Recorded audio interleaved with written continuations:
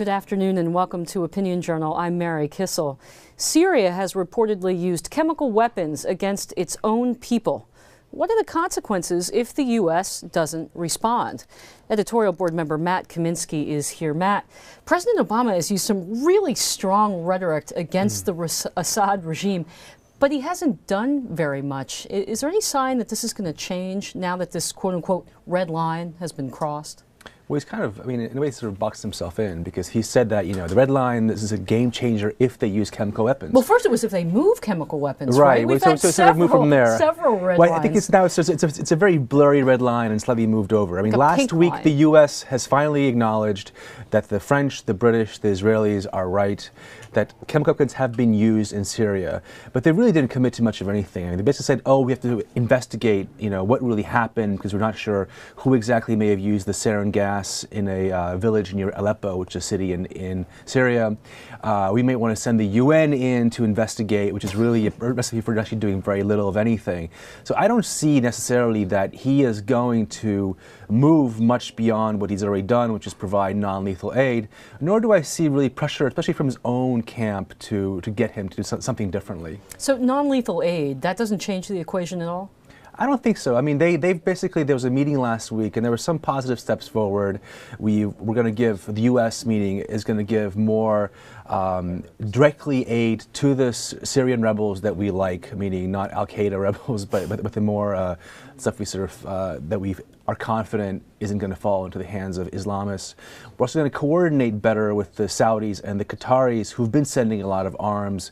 We want to make sure that those arms don't end up with something called the Al-Nusra Front, which is basically the Al-Qaeda front in Syria.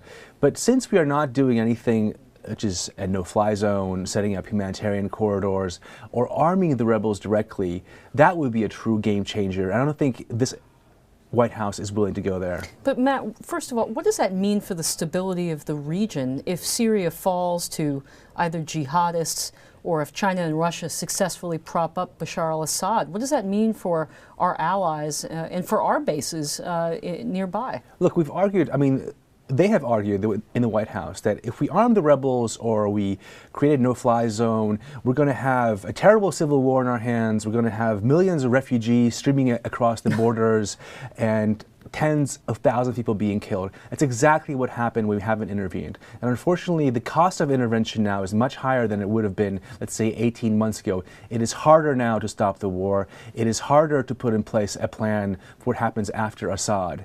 So because we've waited so long, in a sense, it actually becomes more difficult to do anything. But I think the argument still is that it is in our interest, for Syria not to be an Iranian proxy in the Middle East, and for someone else to be in charge of in Damascus.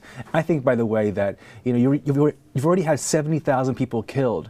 So this chemical weapons red line is kind of a weird line to me. I think there's one argument about, okay, you don't want those weapons going to Hezbollah or to Al-Qaeda.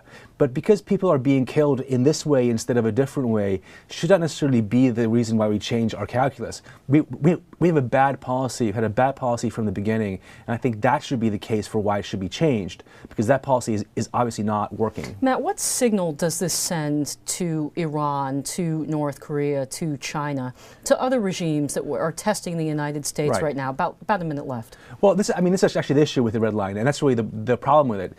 If you declare a red line and then you keep moving it or keep blurring it, you've basically had your bluff called.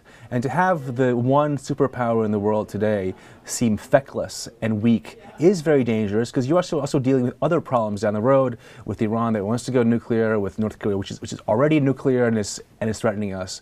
So I think that's really the other danger here, separate from the question of what's the best way to get out of Syria. A feckless policy, danger in the Middle East. Editorial board member Matt Kaminsky. All good news. Thanks for being with us.